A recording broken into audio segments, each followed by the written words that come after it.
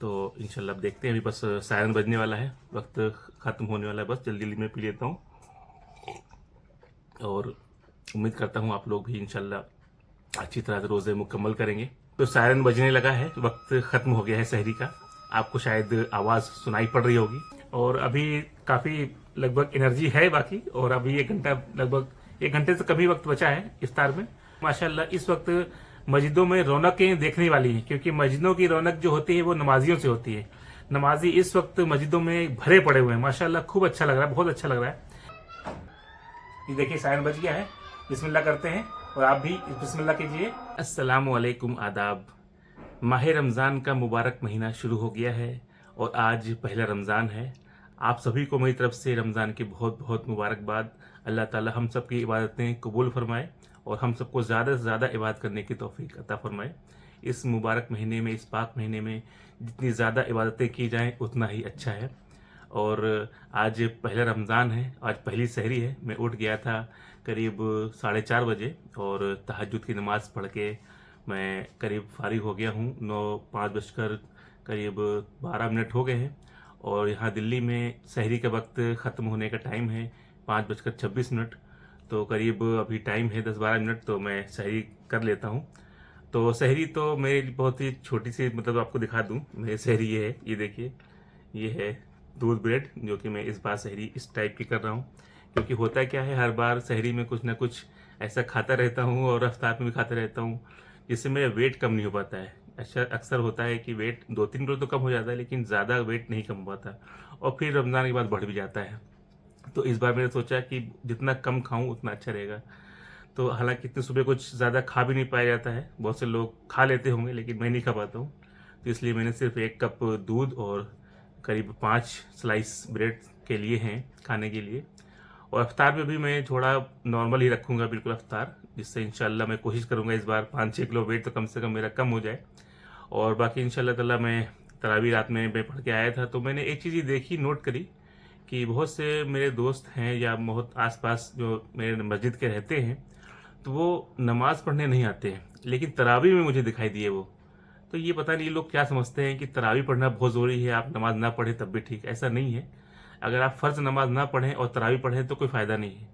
फ़र्ज़ नमाज के बाद जितनी इबादतें की जाएँ वो एक बोनस होता है, लेकिन अगर फ़र्ज़ नमाज ही नहीं पढ़ेंगे तो आपकी पकड़ हो जाएगी। तो इसलिए तरावी ज़रूर पढ़ें, अच्छी बात है, बहुत ही फ़ायदेमंद है। लेकिन आप सोचें कि अगर आप तरावी ना पढ़कर, फ़र्ज़ नमाज ना पढ़कर तरावी खाली पढ़ें तो उससे कोई फ़ायदा नहीं, बल्कि आप नुकसान उठा जाएंगे। तो नमाज का बहुत ज़्यादा ख्याल रखें। फ़र्ज़ नमाजें जो 5 वक्त की हैं वो ज़रूर पढ़नी है, रोज़े रखने हैं। उसके बाद जो भी बात आप कर सके वो बोनस है, वो बहुत ही फ़ायदेमंद है। तो इंशाल्लाह ताला ये मेरे मुसलमान भाई जो हैं वो इस बात का ध्यान रखेंगे।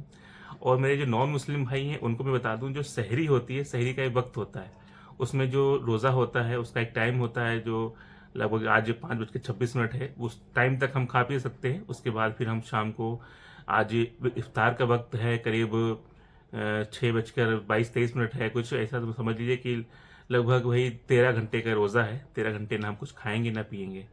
तो अब क्या है कि अभी मेरे पास कुछ 5-7 मिनट का वक्त बचा है, जल्दी से मैं खा पी लेता हूँ और उसके बाद इंशाल्लाह मिलता हूँ आपसे ब्रेक के बाद।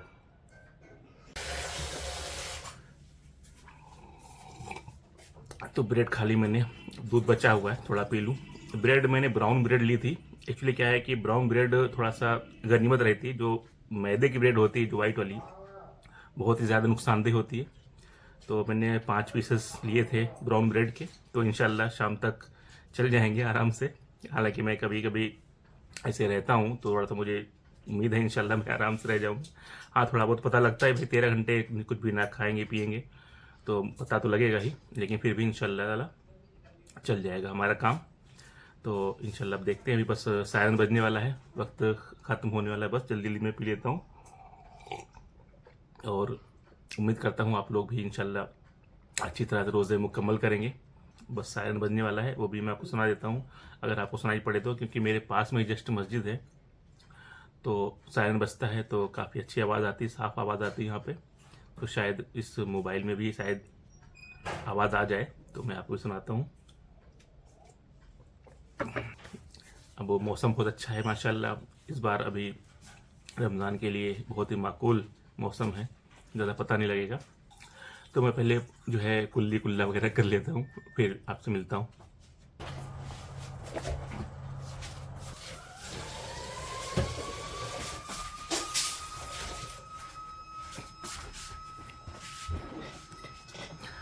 तो सायरन बजने लगा है, वक्त ख़त्म हो गया है सहरी का। आपको शायद आवाज़ सुनाई पड़ रही होगी, अगर नहीं सुनाई पड़ रही तो कोई बात नहीं, वैसे वक्त सहरी का वक्त ख़त्म हो गया है। तो अब मैं मिलूँगा आपको इफ्तार के वक्त और दिखाऊंगा कि मेरी इफ्तारी कैसी रहती है। तो इंशाल्लाह मिलते हैं फिर आपसे ब्रेक के बाद। तो लगभग 5:30 बज चुका है और इफ्तार में अभी लगभग 1 घंटे का वक्त लगभग बाकी है। और वो 5 ब्रेड और 1 कप दूध अभी तक मेरा काम कर रहा है। हाँ, थोड़ी सी ही भूख प्यास पता लगी है, ज़्यादा नहीं। हालांकि आज संडे का दिन था, मुझे कहीं जाना नहीं पड़ा, कुछ काम था मुझे, तो अपने कंप्यूटर पर बैठ के मैं अपना काम करता रहा और वक्त भी गुजर गया, नमाजें भी चलती रहीं बीच में। और सुबह के वक्त सहरी के बाद में थोड़ा सो लिया था, जिसमें दिन में सोने की जरूरत नहीं पड़ी। और अभी काफ़ी लगभग एनर्जी है बाकी, और अभी 1 घंटा लगभग 1 घंटे से कभी वक्त बचा है इफ्तार में। तो इंशाल्लाह ताला इफ्तार का भी मैं आपको दिखाऊंगा कि इफ्तारी हमारी बेगम साहिबा बना रही हैं, तो क्या क्या बनाएंगी, क्या क्या देंगे हमें इफ्तारी में, वो भी मैं आपको दिखाऊंगा।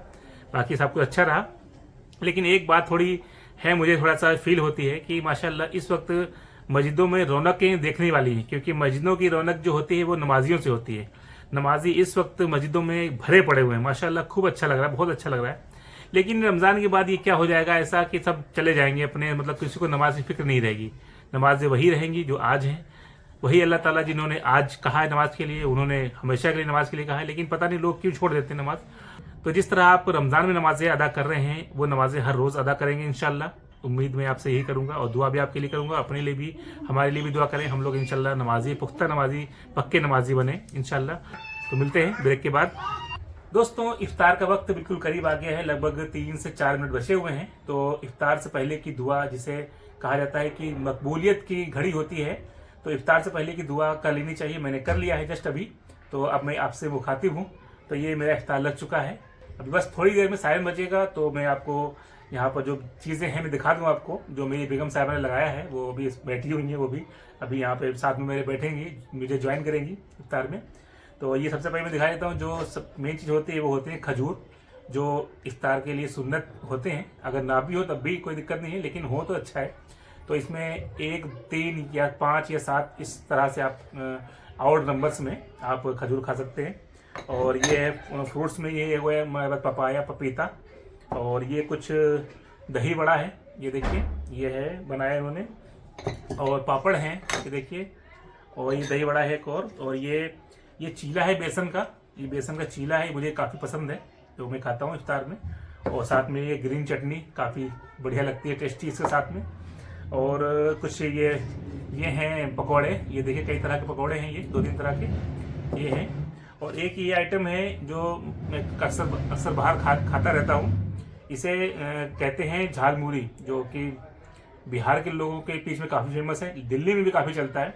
तो मैंने काफ़ी खाया बाहर, तो ये मैं अब घर पे बनवाता हूँ कभी कभार। तो आज मैंने स्पेशली ये बनवाया है, ये भी खाऊंगा। तो ये मेरा अभी समझ लीजिए कि इफ्तार हो गया, ये समझ लीजिए कि अब ये डिनर भी मेरा हो गया।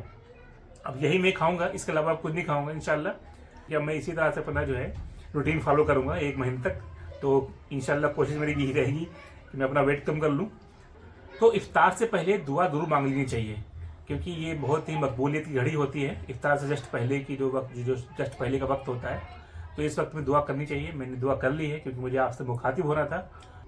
तो उम्मीद करते हैं आप लोगों के रोज़े भी अच्छी तरह से जाएंगे इंशाल्लाह। और दुआ है कि आपके और हम सब के रोज़े अल्लाह ताला कबूल फरमाएं। कोशिश करें कि ज़्यादा से ज़्यादा नेक अमाल करें इस महीने में। और कहा जाता है कि हर अमाल का बदला कई गुना बढ़कर दिया जाता है, कहीं 10 गुना, कहीं 70 गुना, कहीं 700 गुना, मतलब अलग अलग रिवायतें हैं। तो ज़्यादा से ज़्यादा नेक अमाल करने चाहिए, सदका खैरात करना चाहिए, ज़्यादा से ज़्यादा नफली बात भी करनी चाहिए। और बाकी रमज़ान के रोज़े तो फ़र्ज़ हैं ही हैं।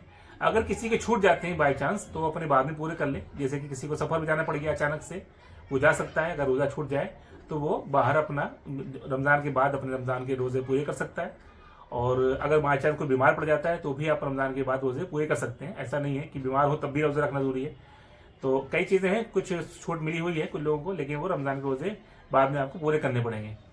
तो इंशाल्लाह उम्मीद है आप लोगों को ये मेरा आज का फर्स्ट रोज़े का जो व्लॉग है काफ़ी पसंद आया होगा। ये देखिए सायरन बज गया है। बिस्मिल्लाह करते हैं और आप भी बिस्मिल्लाह कीजिए। रोज़ा खुल चुका है। बिस्मिल्लाहिर्रहमानिर्रहीम।